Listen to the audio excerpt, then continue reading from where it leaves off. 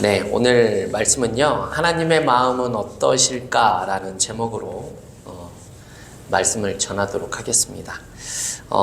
지난주에 우리는 이스라엘과 블레셋의 이 두 차례 아벡 전투를 통해서 하나님이 이스라엘의 편에 서지 않으셨다라는 사실을 말씀드렸습니다. 늘 이스라엘에게 승리를 가져다 주셨던 그 법궤만 바라보고 있었던 이스라엘 백성들에게는 이것이 매우 커다란 충격이 아닐 수 없었습니다. 이런 모습은 제사장들부터 이 백성들까지 하나님을 제대로 섬기지 못하고 이방신을 의지하는 등 이러한 모습들을 보였었던 이스라엘 백성에 대한 심판을 이 블레셋을 통하여서 하나님이 하시게 되는 경우입니다. 하나님께서 이스라엘을 치신 것입니다. 그래서 악당 제사장이었었던 홈니와 비느하스가 죽게 되었고 하나님의 법궤는 빼앗기게 됩니다. 그리고 이스라엘의 군대는 3만 명이 죽게 되었습니다. 이스라엘이 사실 의지하던 모든 것들이 사라지는 그러한 순간입니다. 이스라엘의 패배 소식을 듣고는 자기의 아들들이 죽고 언약궤를 빼앗긴 소식을 들었었던 이 엘리는 의자가 뒤로 넘어져서 목이 부러져 죽게 되었습니다. 이스라엘이 의지할 수 있는 이 제사장도 없어졌고 언약궤도 없어지는 그러한 상황이지요. 사실 언약궤를 뺏긴 사건은 신학적인 의미를 가지고 있는 사건입니다. 이 언약궤와 성소 중심으로 살았었던 이 백성이 이런 신앙 형태로 살았었던 엘리 제사장의 시대가 이제는 끝나고 그 이후에 하나님의 말씀을 중심으로 백성들을 인솔하는 선지자 사무엘 중심으로 통해서 이제는 이스라엘이 영적인 각성이 깨어나 새 시대를 열고자 하는 그런 상징적인 사건이 일어나게 된 것입니다. 그래서 언약궤가 빼앗기게 된 것이고요. 엘리의 가족들이 사라지게 되었어야 하는 것입니다. 그러나 이미 성경은 이 홈리와 비느하스의 죽음에 대해서 이 사무엘상 2장에서 이미 예견을 하고 있었습니다. 그래서 사무엘상 2장 34절을 보면 이런 말씀이 있습니다. 두 아들 홈리와 비느하스가 한날에 죽으리니 그 둘이 당할 그 일이 내게 표징이 되리라, 이런 말씀입니다. 왜 이러한 내용이 나오고 있는 것입니까? 이 홈리와 비느하스가 악행을 행했기 때문에 그렇습니다. 그의 많은 악행들이 있지만 그들이 행한 일들이 이러한 내용들이 있습니다. 하나님은 제사장들을 위해서 이 화목제를 드리게 되면 그 제물의 일부를 제사장들에게 나누어 두도록 정해주신 그런 법이 있었습니다. 그래서 제사장들은 제사가 있는 한은 그들은 절대 굶어 죽을 일이 없는 사람들입니다. 그런데 이렇게 정한 법을 이들이 자신의 마음대로 바꾸려고 하는 모습이 보여지죠. 제물의 이 고기를 삶을 때 이들은 그냥 부위에 상관없이 차례대로 와서 건져지면 그것이 자신들의 몫이 되어 그것을 가지고 갔습니다. 그리고 제사법에 의하면 제사의 고기를 그 기름을 태우고 나서 가져가야 했는데 그 기름을 태우기 전에 날고기를 가지고 가게 됩니다. 사무엘상 2장 15절을 보게 되면 제사장에게 구워드릴 고기를 내라. 그가 내게 삶은 고기를 원하지 아니하고 날 것을 원한다, 이런 내용이 나오고 있습니다. 아버지 엘리에게 구워 먹을 고기를 가지고 오라 라는 내용이죠. 삶은 고기 필요 없다. 고기를 구워 먹을 테니 그것을 가져와라. 근데 이 당시 이 백성들은 이 제사법에 대해서 너무나 다 잘 알고 있었기 때문에 그렇게 해서는 안 된다, 이렇게 말을 하게 되었죠. 사무엘상 2장 16절에서 또 이런 내용이 나옵니다. 반드시 먼저 기름을 태운 후에 내 마음대로 원하는 대로 가지라, 이렇게 이야기를 하자 홈리와 비느하스는 그 16절 하반절에서 이렇게 말을 합니다. 아니라 지금 내게 내라. 그렇지 아니하면 내가 억지로 빼앗으리라 이렇게 말씀합니다. 그래서 사무엘상 2장 17절 이렇게 말씀합니다. 이 소년들의 죄가 여호와 앞에 심히 크면 그들이 여호와의 제사를 멸시함이었더라 이런 말씀입니다. 이들은 정해진 제사법과 정해진 법에 따라 행하는 것이 아니라 그들의 원하는 대로 행하는 그 모습이 그 제사법을 무시한 게 하나님의 제사를 멸시한 것으로 하나님께서 받아들이시고 그들에게 이와 같은 표현을 하고 있었다라는 겁니다. 이것뿐만이 아닙니다. 이들은 이 수막에서 제사를 드리는 수발들은 여인들과 이 동침을 했다라는 내용이 나옵니다. 여러분 이것이 어떠한 행동입니까? 이 레위기의 21장의 내용을 보게 되면요. 제사장들은 아무 여자나 취해서는 안 된다라고 하면서 거룩하신 하나님이기 때문에 이들도 거룩하게 구별되어 살아가야 한다라는 내용이 나와 있습니다. 그러면서 제사장의 딸들도 거룩해야 한다라는 내용이 있고요. 이러한 내용을 봤을 때에 제사장뿐만이 아니라 이 제사장의 자녀가 딸이 됐든 아들이 됐든 이들은 문란한 모습을 보여서는 안 된다라는 것이죠. 이들은 다른 사람들과 구별된 모습으로 살아가는 모습이 필요한 자들이다라는 내용입니다. 이런 자식들에게 엘리의 잘못은 무엇이겠습니까? 사실 이 구약 성경에서 엘리는 그렇게 나쁜 평가를 가진 제사장은 아니었습니다. 하지만 엘리의 가장 큰 약점은 이 아들들이었습니다. 엘리는 자기의 아들 제사장들의 이 악행들을 전부 다 알고 있었습니다. 하지만 엘리가 적극적으로 이들을 징계하거나 훈계하는 모습이 전혀 성경에 나타나지 않습니다. 물론 사무엘상 2장에서 훈계를 하는 것 같은 그런 모습이 나오기는 하는데 그것이 중심을 가지고 진심을 가지고 훈계하는 모습이 아니라 그런 형식적인 내용의 모습이었다라는 겁니다. 그래서 이들이 악한 행동을 하면서 하나님의 제사를 멸시하는 자들이었기 때문에 하나님께서 이들을 죽게 만드셨다라는 그런 말씀입니다. 범죄의 근원인 자들을 끊어내고 이들을 전쟁에서 패배시켜야만 했었다라는 겁니다. 그렇기 때문에 이들이 이와 같은 결과를 낳게 된 것이죠. 그리고 특별히 우리가 조금 기억해야 하는 것은 이스라엘이 이 언약궤를 빼앗겼다라는 그 사실에 있습니다. 말씀드렸다시피 이 하나님의 이 궤, 이 언약궤는 하나님의 임재의 상징입니다. 하나님이 우리와 함께 하신다라는 것을 보여주는 상징물입니다. 그런데 이 당시에 이 고대의 전쟁을 우리가 생각을 해보면 이들의 이 모습들이 이 전쟁들이 어떠한 상징을 가지고 있냐면 신들의 전쟁으로 대변되는 모습이 있었습니다. 이것이 무엇인가 하면 전쟁을 하게 되면 이스라엘의 신인 하나님과 이 블레셋의 신인 다곤이 서로 대결을 하는 전쟁이었다라는 겁니다. 이 당시 전쟁은 사람들끼리만의 전쟁이 아니라 그들이 섬기고 있었던 신들 간의 전쟁이라는 그런 상징성을 가지고 있습니다. 그래서 전쟁에서 이기면 어떻게 되는 것입니까? 단순히 한 민족이 이겼다, 한 나라가 이겼다라는 것이 아니라 그 나라의 신이 더 위대하고 강한 신이다라는 것을 이들이 상징적으로 생각하는 그런 모습이다라는 겁니다. 반대로 전쟁에서 패하면 어떻게 되겠습니까? 그들이 믿는 신은 능력이 없는 무능력한 신이다라는 겁니다.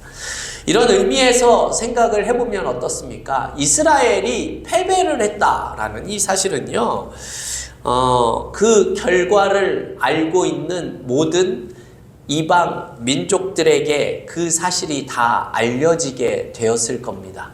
이러한 내용이 뜻하는 게 무엇이죠? 블레셋의 위대한 신에게 여호와 하나님이 패배했다라는 사실이 소문나게 되었다라는 겁니다. 게다가 하나님의 임재의 상징이었었던 이 언약궤가 블레셋에 의해서 탈취를 당했기 때문에 더욱더 그렇게 여겨졌을 것이 분명합니다. 따라서 이스라엘이 패배한 것과 언약궤가 탈취를 당한 것은 하나님의 영광이 훼손을 당하는 일이었습니다. 특별히 블레셋 사람들은 자신들의 승리가 자신의 신들에게 그 승리를 돌리기 위해서 어떻게 했는 줄 아십니까? 이스라엘로부터 빼앗은 이 언약궤를 자신들의 신당에 바치게 되었습니다. 여러분, 이와 같은 모습을 보게 되면 여러분이 만약에 하나님의 입장이라면 어떠한 기분이 드시겠습니까? 우리는 그냥 전쟁에서 패배하고 언약궤를 빼앗겼구나 라고만 생각을 하실 수도 있습니다. 그런데 이러한 사건은 이 하나님의 영광과 그 하나님의 그 명예가 땅바닥에 떨어지는 것과 같은 모습이 되었다라는 겁니다. 천지를 창조하시고 이 만물의 주권자가 되신 이 하나님께서 아무 능력도 없고 힘도 없고 나무와 돌조각 같은 것들보다 지금 못한 존재가 되었다라는 사실을 말하고 있는 내용입니다. 여러분, 그러면 이런 일이 어떻게 해서 일어난 것입니까? 정말로 하나님이 힘이 없어서 그런 것입니까? 여러분, 그렇지 않은 거 그런 게 아니죠. 하나님이 져주신 것이고 하나님께서 법궤를 빼앗기도록 두시는 겁니다. 왜 이렇게 하시는 겁니까? 이스라엘의 범죄와 그들의 잘못된 신앙 때문에 그렇게 하셨다라는 겁니다. 하나님은 이스라엘의 잘못을 징계하기 위해서 자신의 임재의 상징이었었던 이 법궤를 이방인의 손에 넘어가게 하십니다. 이 세상 천하 만민들에게 아무것도 아닌 이 우상에 이 자신의 명예와 영광이 실추되는 것을 감수하고 계시는 겁니다. 온 세상에 참 하나님이신 이 하나님 자신께서 소위 망신을 당하기로 선택하셨다라는 내용이죠. 왜 이렇게 하시는 거죠? 그 범죄한 이스라엘 백성들을 돌이키기 위해서 그런 겁니다. 잘한 것이 없는 그 백성들을 살리기 위해서 지금 하나님께서 자신의 명예를 버리고 이와 같은 일을 행하셨다라는 겁니다. 성도 여러분, 이스라엘 백성들은요, 이런 하나님의 마음을 알고 있었을까요? 하나님께서 자신의 안위와 그 명예와 영광을 생각지도 않으시고 아무것도 아닌 것들보다 못한 신으로 낙인 찍히는 그 사실을 이스라엘 백성들은 알고 있었을까요? 아마 이들은 관심이 없었을 겁니다. 이들의 관심은 패배당한 것밖에는, 왜 우리가 패배를 당했는가, 왜 하나님이 우리를 패배시켰는가에 대해서만 관심을 가지고 있지, 하나님에 대한 마음이나 그 영광 같은 것은 사실 이들에게 큰 관심이 없었습니다. 하나님만이 우리를 이렇게 위하고 있다라는 것입니다. 여러분, 이스라엘 백성들만 이렇게 생각을 하고 있을까요? 저는 그렇진 않을 것 같습니다. 우리들도 이 세상을 살아가면서 사실 우리가 당하는 일에만 우리는 관심 있는 경우가 많습니다. 그래서 사실은 교회가 이 세상에서 빛이 된 그 모습들이 점점 그 빛을 잃어가는 것은 아닌가 하는 생각을 해보게 됩니다. 이런 모습들을 보면 하나님께서 또한 안타까워 하시겠죠. 우리가 예수를 믿는 것은 우리의 삶이 하나님께 영광을 돌리기 위한 그 모습이 되기 위해서 우리가 이 세상에서 살아가고 있는 것입니다. 하지만 우리의 본성은 하나님의 그 명예나 영광 이런 것과는 관심이 없고 나의 안위에 조금 더 큰 관심을 기울이며 살아가는 것이 실제 우리들의 모습이지요. 좋은 일이 생기면 은혜이고 어려운 일이 생기면 왜 우리에게 이러한 일들을 일어나게 하셨는지에 대해서 우리는 그것에 조금 더 관심이 있을 뿐인 것 같습니다. 이것만 보아도 하나님은 이스라엘 백성이 없어도 여러분 블레셋을 치실 수 있는 분임을 우리는 알고 있어야 합니다. 하지만 그렇게 하지 않은 것은요, 하나님께서 이스라엘에게도 블레셋에게도 자신이 여전히 하나님이시다라는 사실을 드러내기 위해서 그렇게 하셨다라는 겁니다.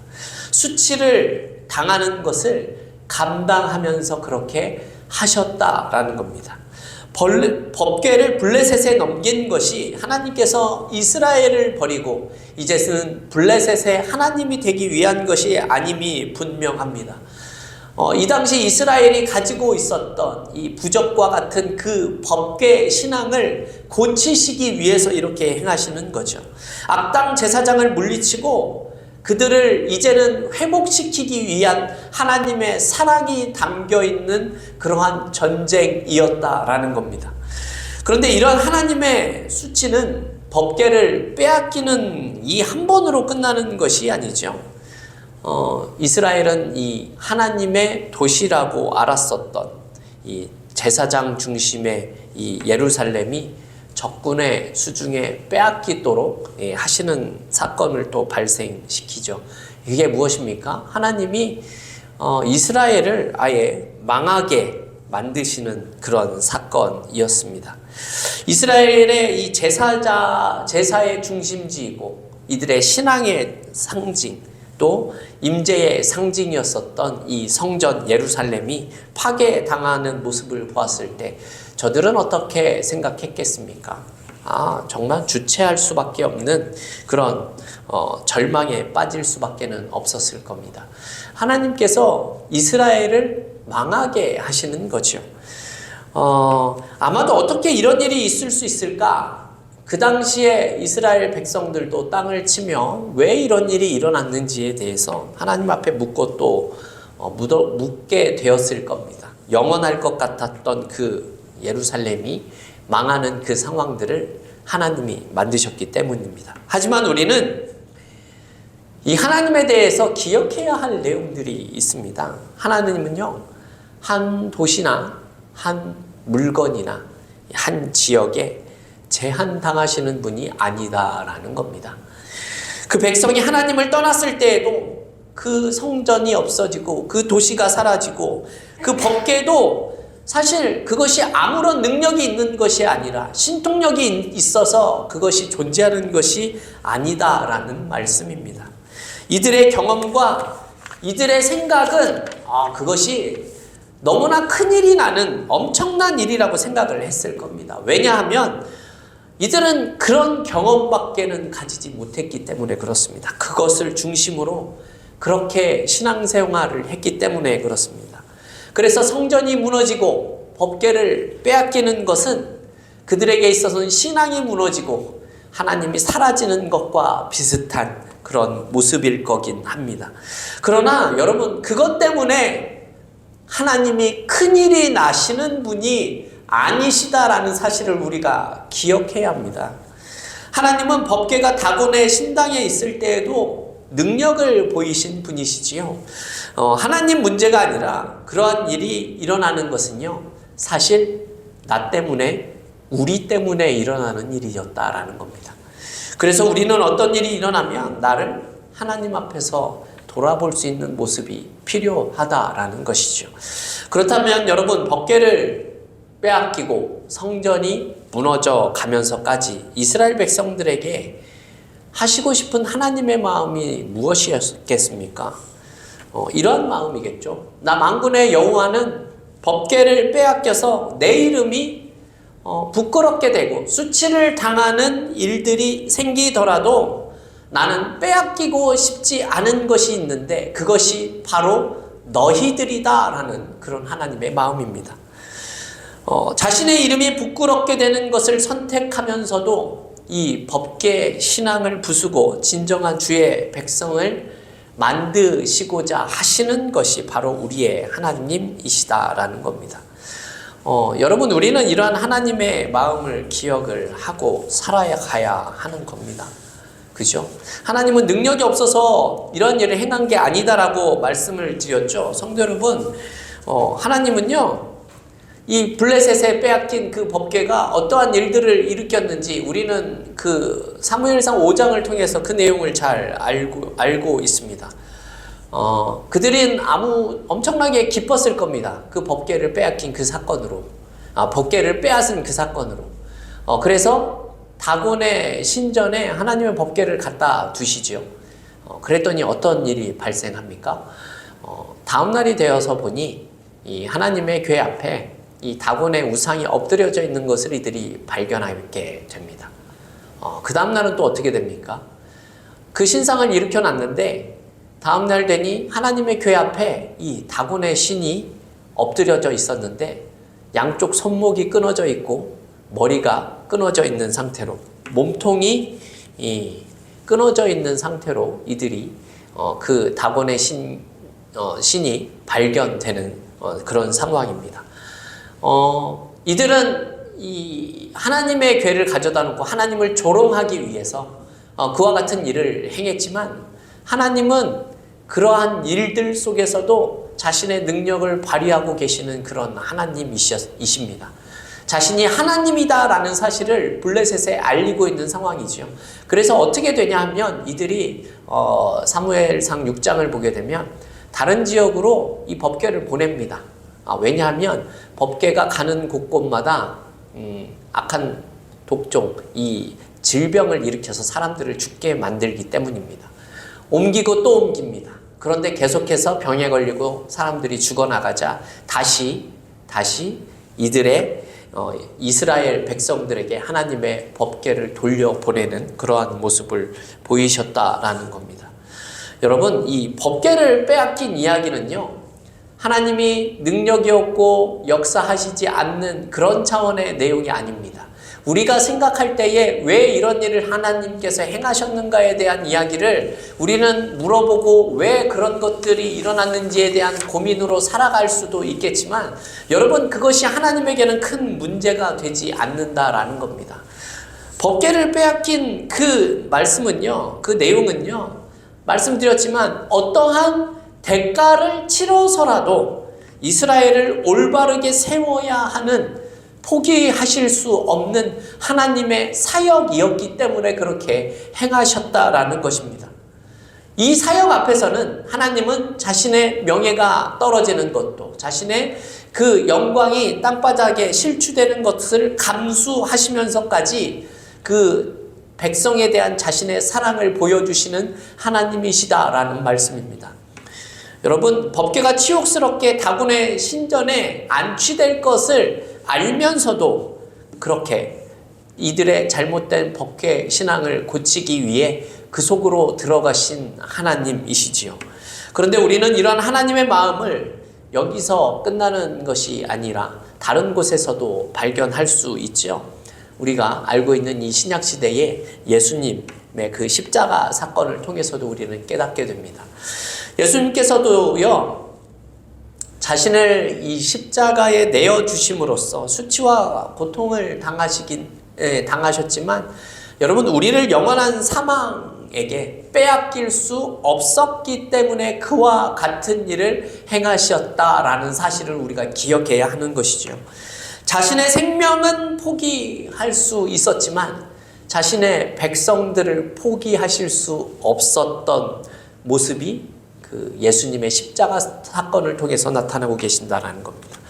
빌립보서 2장 6절에서 8절에 이런 말씀이 있죠. 그는 근본 하나님의 본체시나 하나님과 동등됨을 취할 것으로 여기지 아니하시고 오히려 자기를 비어 종의 형체를 가지사 사람들과 같이 되셨고 사람의 모양으로 나타나사 자기를 낮추시고 죽기까지 복종하셨으니 곧 십자가에 죽으심이라 이렇게 말씀하십니다. 십자가는 포기하실 수 없는 이 주의 백성들을 구원하시기 위해서 예수님께서 친히 치욕과 저주와 사망의 길을 걸어 하나님은 그 독생자를 죽게 하시는 그러한 사건이었다라는 겁니다.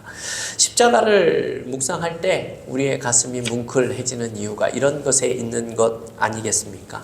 그런데 성도 여러분, 십자가 사건뿐만이 아니라 오늘 이 아벡 전투에서 패배하고 이 이스라엘의 그 법궤를, 하나님의 그 법궤를 이 다곤에게 빼앗기게 되는 그런 상황들도 또한 하나님께서 이러한 자신의 사랑을 우리에게 보여주는 그런 귀한 사건이었다라는 겁니다.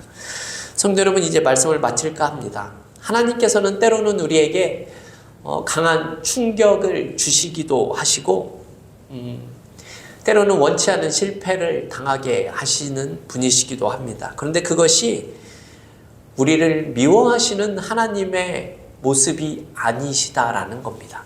하나님은 어떻게 해서든 자신의 백성을 위하시는 분이셨다라는 거죠.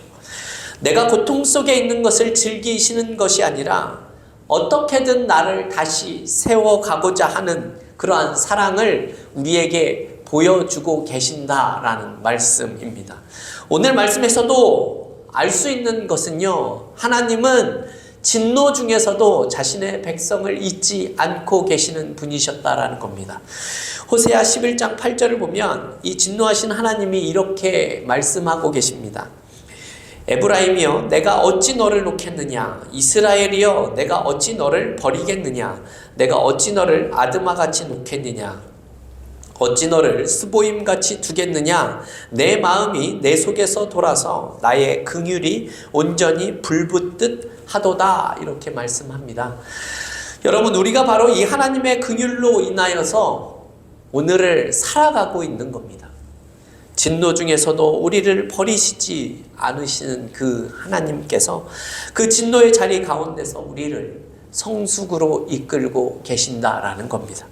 그러니 우리는 어떤 사건이 되면, 만나게 되면 왜 하나님께서 이런 것들을 허락하셨는지에 대해서 하나님을 원망하는 것이 아니라 우리 자신을 돌아볼 수 있는 모습이 필요한 것입니다. 왜 그렇지요? 왜냐하면 하나님은 우리를 이미 도우실 준비를 하고 계시기 때문에 그렇습니다. 지난주의 말씀처럼 어떤 문제가 생기게 되는 것보다 훨씬 더 중요한 것은요, 하나님과 나와의 관계가 어떠한 모습이냐 하는 것에 있다라는 겁니다. 하나님과의 관계가 문제가 없으면 우리가 당하는 그 일들이 결코 우리를 패배시킬 수 없다라는 사실을 기억해야 하는 겁니다. 우리가 지난번에도 알아봤지만 시편 이 1편에 시냇가에 심은 나무와 같이 되어지게 되고 이 요한복음 15장처럼 포도나무에 붙어있는 가지와 같기 때문에 우리의 삶은 결국 열매를 맺을 수밖에 없게 되기 때문입니다. 하지만 우리가 아무리 잘 나가는 모습이 있더라도 우리가 하나님 앞에서 범죄함이 많아지게 된다면 하나님이 우리 앞에 나타나셔서 우리를 막으실 수도 있다는 사실을 기억해야 할 것입니다. 그러나 이것 또한 하나님의 사랑 가운데 일어나는 일들임을 믿으시고 그것을 잘 감당함을 통하여서 결국 승리할 수 있는 우리 더세움교회 성도들이 다 되어질 수 있기를 주님의 이름으로 축원합니다.